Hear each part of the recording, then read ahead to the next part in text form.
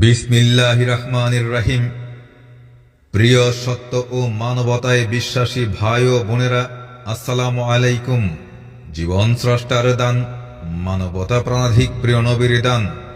আগামী 28 ডিসেম্বর রোজ শনিবার বেলা 2 ঘটিকায় চিনাইর কলেজ বালুর মাঠ প্রাঙ্গণে জীবন দিন দেশ রক্ষায় ইনসানিয়াত বিপ্লবের জনসভা অনুষ্ঠিত হতে যাচ্ছে।